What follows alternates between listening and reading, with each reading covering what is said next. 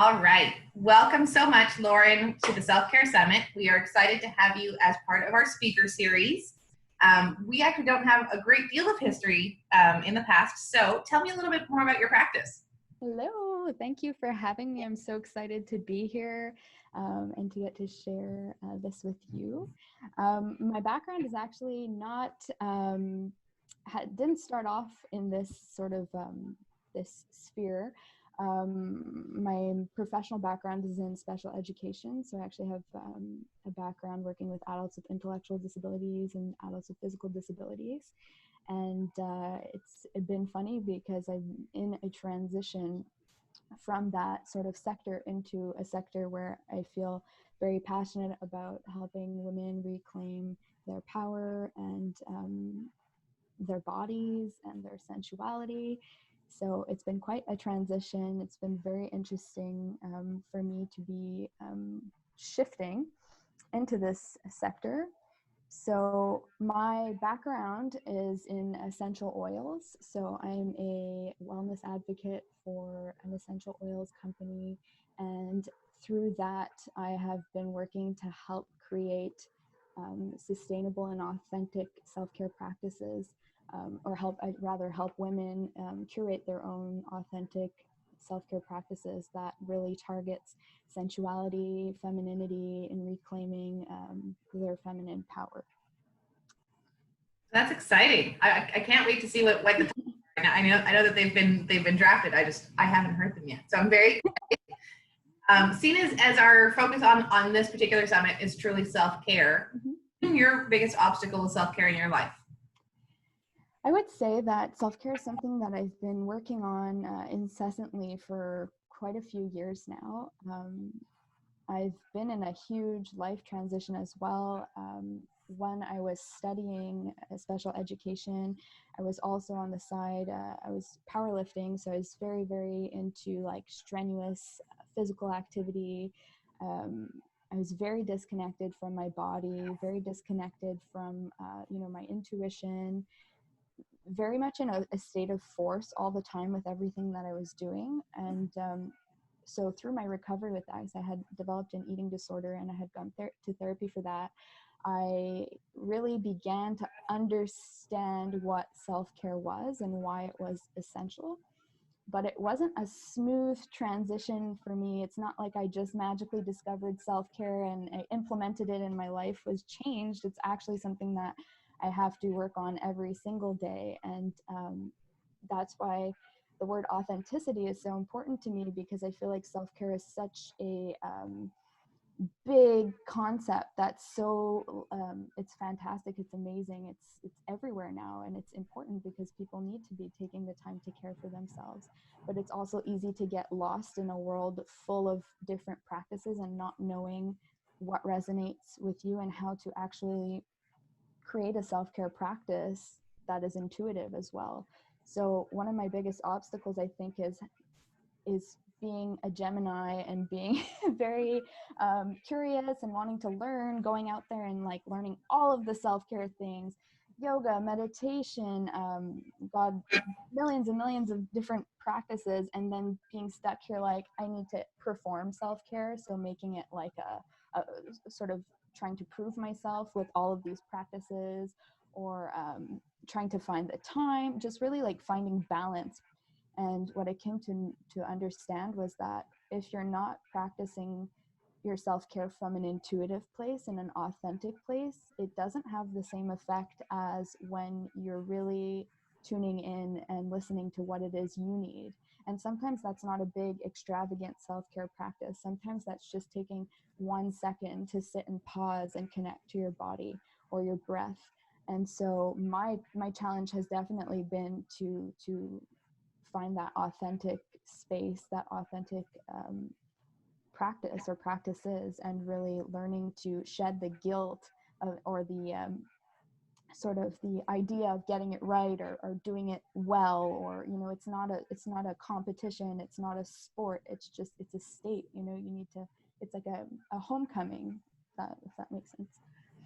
It does indeed, and thank you for sharing. What it's worth, it's been echoed by a great deal of our speakers, and it is a struggle I have had as well, a very different kind of push because I've never really been physical or in touch with my body.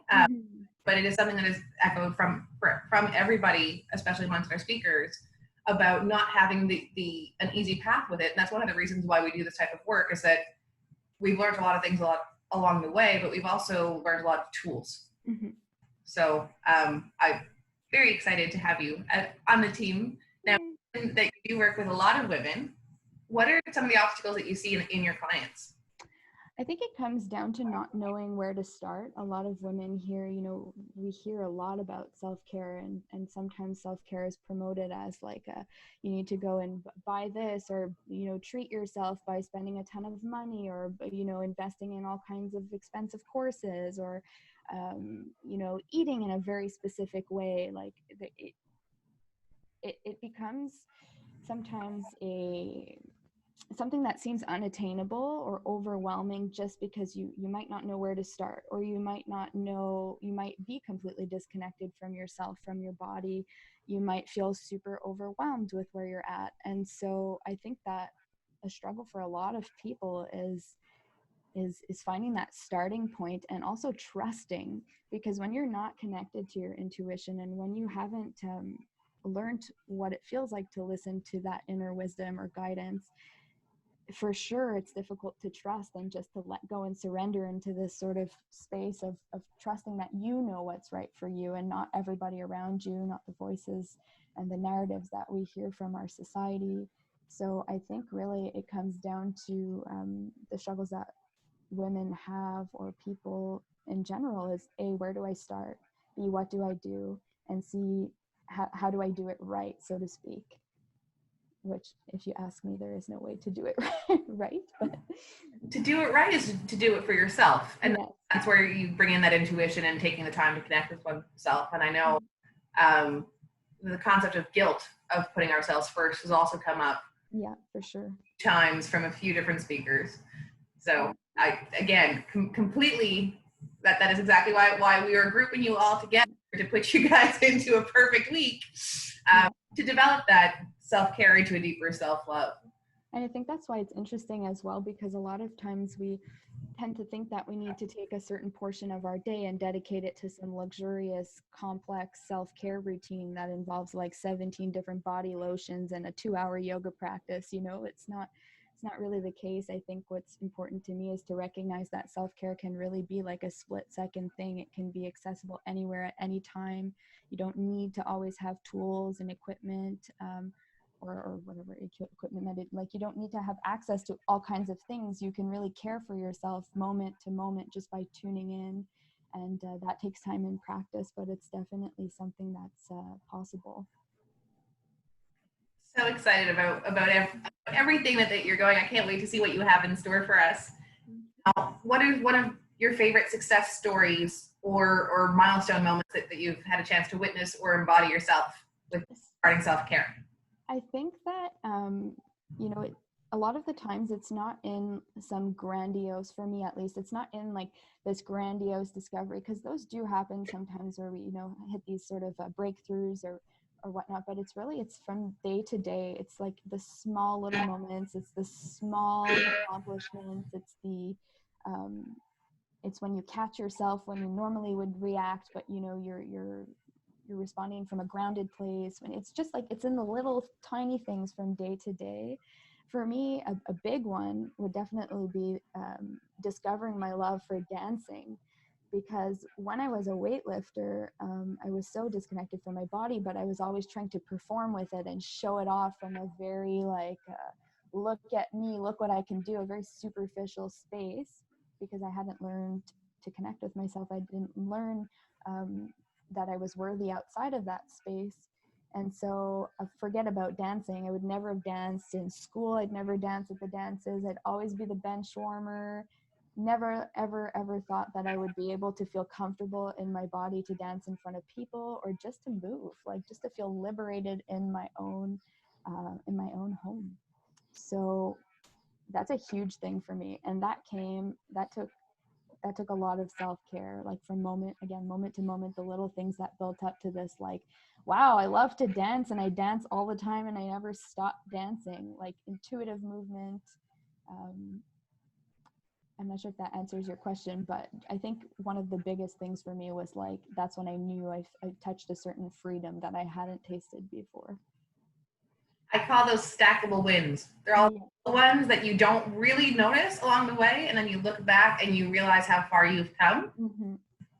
So I personally am a big fan of acknowledging those stackable wins every time I drink the right amount of water, or eat like I want to, or make sure I sleep enough. Whatever those little things are, we all have our own, but I think honoring those along the way are also a big deal. Yeah. Now, I don't want to keep you too long, but I know that some of our speakers have special offers when it comes to people finding you through the summit.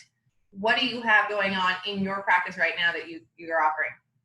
So during the summit, my goal is to offer three self-care practices.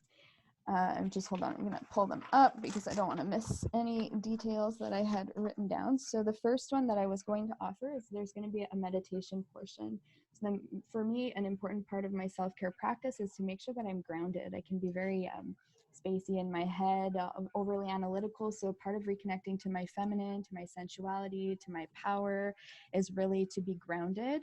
So the first portion will be a meditation practice that will help you come back into the body, feel grounded, and then you can move into the other practices from that space.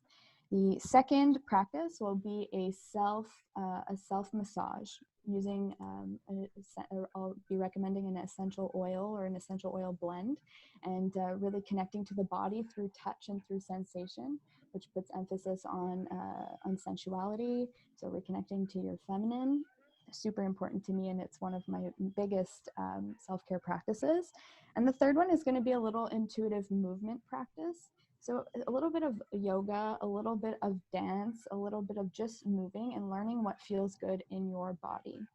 So I'm really excited because those are like the three biggest practices that I practice. Sorry, that's a little bit redundant. Those are the three things that I practice the most often and that have really been transformative in my journey. And anybody who participates in the summit will have access to a free session with me to really, in terms of essential oils as well, to sort of see where you're at with your sensual self-care and how we can help you maybe develop that a little bit or connect to what it is that you need through using the tools of essential oils, and some other sensual self-care practices. Well, that sounds awesome. We'll have to make sure that we get the recommendation on the oil type before we make that live, so that everybody's prepared. Mm-hmm. We can all adapt on the fly, but I personally am one of those that likes to over prepare just in case to have everything just right. Yeah. I really appreciate you taking the time with me, Lauren, today. I'm so looking forward to our talks, and I look forward to spending some more time with you. Thank you so much. I'm excited as well. Have a great day. You too.